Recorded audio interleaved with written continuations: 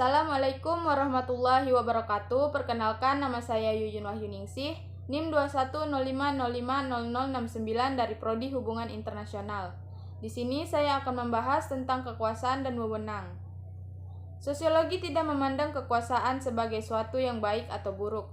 Namun, sosiologi mengakui kekuasaan sebagai unsur yang penting dalam kehidupan suatu masyarakat. Kekuasaan ada dalam setiap bentuk masyarakat, baik yang bersahaja maupun masyarakat yang kompleks.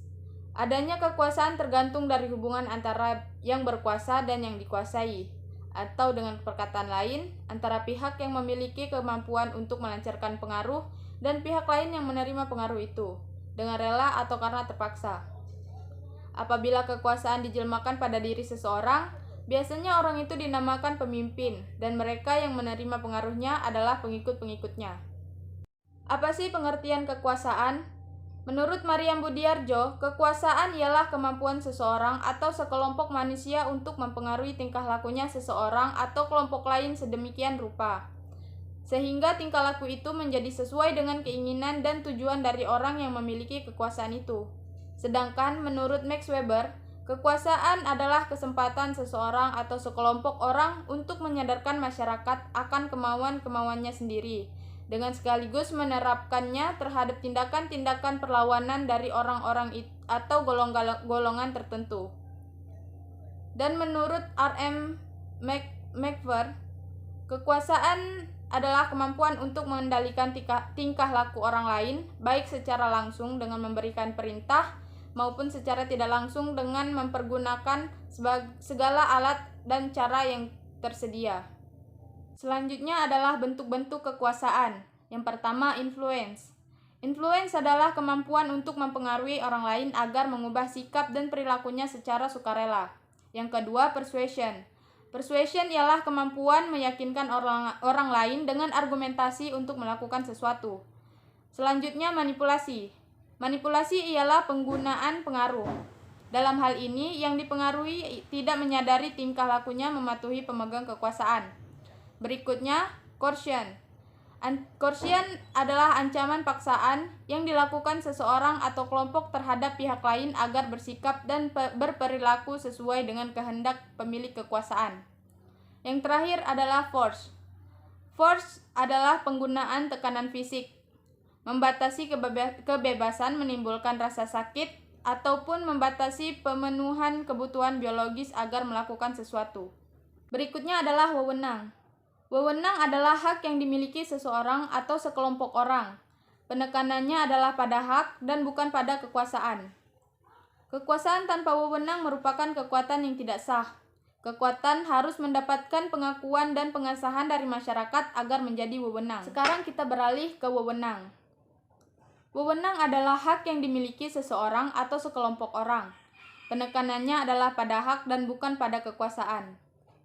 Kekuasaan tanpa wewenang merupakan kekuatan yang tidak sah. Kekuatan harus mendapatkan pengakuan dan pengesahan dari masyarakat agar menjadi wewenang. Berikut adalah bentuk-bentuk wewenang. Wewenang terdiri dari 4 bentuk, yaitu yang pertama, wewenang karismatis, tradisional, dan rasional. Kedua, wewenang resmi dan tidak resmi. Ketiga, wewenang pribadi dan teritorial.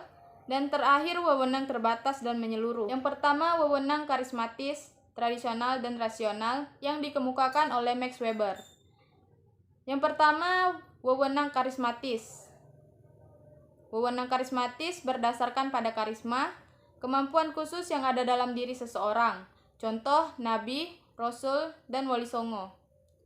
Yang kedua, wewenang tradisional. Wewenang tradisional dimiliki oleh seseorang maupun kelompok orang yang sudah lama sekali memiliki kekuasaan dalam suatu masyarakat, contoh kepala adat. Yang ketiga yaitu wewenang rasional.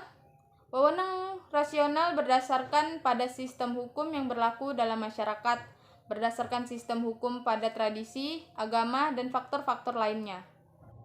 Yang pertama ialah wewenang karismatis, tradisional, dan rasional yang dikemukakan oleh Max Weber. Wewenang karismatis berdasarkan pada karisma, kemampuan khusus yang ada dalam diri seseorang, contoh nabi, rasul, dan wali songo. Selanjutnya, wewenang tradisional. dimiliki oleh seseorang maupun kelompok orang yang sudah lama sekali memiliki kekuasaan dalam suatu masyarakat, contoh kepala adat. Yang terakhir, wewenang rasional. Berdasarkan pada sistem hukum yang berlaku dalam masyarakat, berdasarkan sistem hukum pada tradisi, agama, atau faktor-faktor lainnya. Selanjutnya, wewenang resmi dan tidak resmi. Wewenang resmi bersifat sistematis, diperhitungkan, dan rasional. Biasanya dijumpai pada kelompok-kelompok besar yang memerlukan aturan tata tertib yang tegas dan bersifat tetap. Masing-masing anggota kelompok memiliki hak serta kewajiban, kedudukan, serta peranan. Wewenang tidak resmi bersifat spontan, situasional,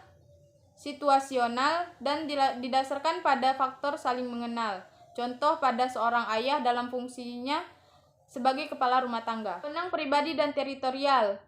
Wewenang pribadi sangat tergantung pada solidaritas antara anggota-anggota kelompok dan unsur kebersamaan sangat memegang peranan. Individu lebih banyak memiliki kewajiban ketimbang hak. Struktur wewenang bersifat konsentris dari satu titik pusat lalu meluas melalui lingkaran-lingkaran wewenang tertentu.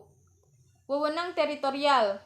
Wilayah tempat tinggal memegang peranan yang sangat penting. Kecenderungan mengadakan sentralisasi wewenang yang memungkinkan hubungan langsung dengan para warga kelompok. Yang terakhir, wewenang terbatas dan menyeluruh. Wewenang terbatas tidak mencangkup semua sektor atau bidang kehidupan, tetapi hanya terbatas pada salah satu sektor atau bidang saja. Seorang jaksa di Indonesia mempunyai wewenang untuk atas nama negara dan mewakili masyarakat menuntut seorang warga masyarakat yang melakukan tindak pidana. Namun jaksa tidak berwenang mengadilinya. Wewenang menyeluruh tidak dibatasi oleh bidang-bidang kehidupan tertentu. Setiap negara memiliki wewenang yang menyeluruh atau mutlak untuk mempertahankan kedaulatan wilayahnya. Sekian pembahasan kekuasaan dan wewenang dari saya. Bila ada salah dan kata, saya mohon maaf. Saya akhiri, wabillahi taufiq wal hidayah. Wassalamualaikum warahmatullahi wabarakatuh.